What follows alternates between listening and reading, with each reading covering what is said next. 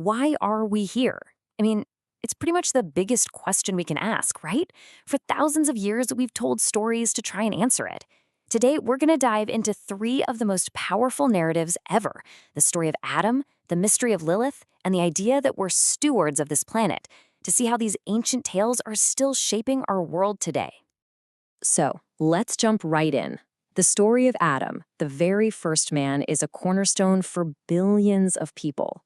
But what if I told you that to really get it, to understand its depth, we have to go back even further in time, to a much, much older story that kind of set the stage for the whole thing?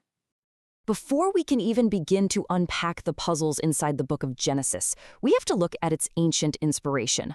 So we're taking a trip to Mesopotamia, the cradle of civilization, to explore a myth that has some really shocking parallels to the biblical account. Okay, so this is the Enuma Elish. It's the Babylonian epic of creation, and it is a wild ride. It's this incredibly dramatic story of gods at war, cosmic battles, and out of all that chaos, our world is born. For centuries, this was the story, the one recited in the great temples of Babylon. And this timeline really puts things into perspective, doesn't it? The Enuma Elish is just ancient. The written copies we have are hundreds of years older than Genesis, and the oral traditions go back even further.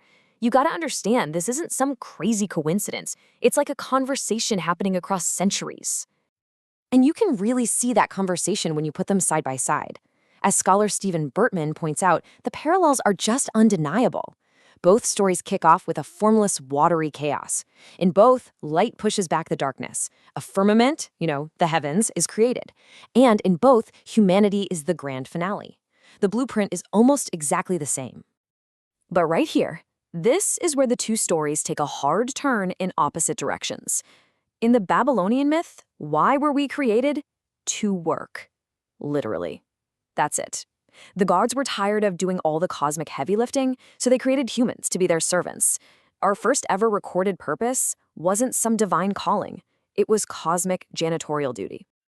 Okay, now let's jump over to the book of Genesis, because it has a fascinating puzzle of its own.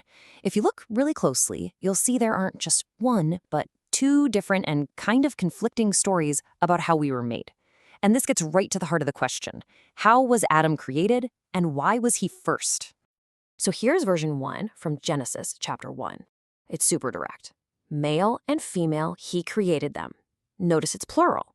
It really sounds like they were created at the exact same time, as equals. Simple enough, right?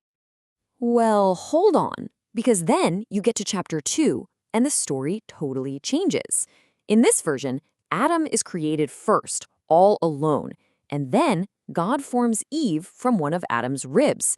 This is a much more sequential telling, and you could definitely argue it's a more hierarchical one, too. So what's the deal? Were they created together as equals? Or was Adam first and Eve was made from him, for him? This contradiction has been a source of debate for centuries, and it actually gave birth to this incredible myth designed to solve it.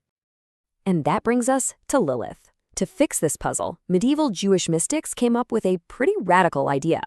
They said that the woman in Genesis 1, that wasn't Eve, that was Lilith. She was created from the same earth as Adam at the same time. She saw herself as his equal, and when he demanded that she be subservient to him, she refused, spoke God's secret name, and flew right out of Eden. She chose exile over submission. Lilith's own story is just fascinating. She starts out as this kind of demonic figure in ancient Mesopotamian lore. Then she makes this one little cameo in the Bible as a desert spirit, and then bam, she's completely reimagined in the Zohar, this foundational text of Jewish mysticism, as Adam's rebellious first wife. And today, she's been reclaimed as a feminist icon, a powerful symbol of independence. So we've looked at the how and the when of creation, but now we're getting to the biggest question of all. Why? What's our purpose? And this is where the Judeo-Christian and Islamic traditions offer these really profound answers. They take us way beyond the Babylonian idea of just being cosmic servants. In the Judeo-Christian tradition, the answer isn't just about what we're made of, but what was breathed into us. And it happens in this incredibly intimate and personal moment. Yeah, so in Genesis 2, God is like a divine potter, forming Adam from the dust of the earth. But then he does something totally unique. He breathes his own breath into Adam's nostrils. This isn't just about starting a heartbeat. It's about imparting a divine spark. And that single act is what makes humanity image bearers. We weren't created for labor, we were created for a relationship with God. Now, the Quran introduces a different but just as profound idea. It defines our whole purpose with one powerful Arabic word, Khalifa. It can mean successor, deputy, or maybe the best translation for us is steward. It means we are not the owners of this world, we're its appointed trustees. And check this out.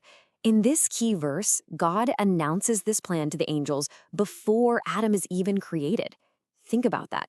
Humanity's purpose as stewards isn't an afterthought or a promotion. It is the entire reason we were brought into existence in the first place. In this role of Khalifa, it's a divine trust. And it's a test. See, unlike the angels, we have free will. We can choose good, we can choose evil. So the goal isn't to be perfect. The goal is the struggle itself, to try, to fail, to repent, and to get up and try again. Our whole purpose is to try to manage the earth and ourselves with justice and mercy. So let's pull all of these incredible stories together. We've got 3 totally different answers to that big question, why are we here? Each one trying to spell out our place in the universe. And this chart just lays it all out so clearly. You go from the Babylonian story, where we're created from conflict just to be servants. Then you have the Jewish and Christian narrative, where we are personally crafted from dust and divine breath to be partners with God. And finally, the Islamic tradition, where we are declared God's trustees from the very beginning, tasked with the moral stewardship of the entire world. That evolution is just incredible when you think about it. From servants to partners to stewards. These aren't just old, dusty myths. These are living, breathing ideas that have shaped entire civilizations, our laws, and our deepest personal beliefs about what it means to live a good life. And at the end of the day, it doesn't really matter if you see these stories as literal history, as powerful metaphors, or as foundational myths. They all push us to answer that one timeless question that every single one of us has to face. What is our role in the cosmos? Which leaves us with one last, kind of tough question. If we take that idea of being stewards seriously, the trustees of this world, how are we doing? If we had to turn in a report card today on our performance, what grade would we get? Something to think about.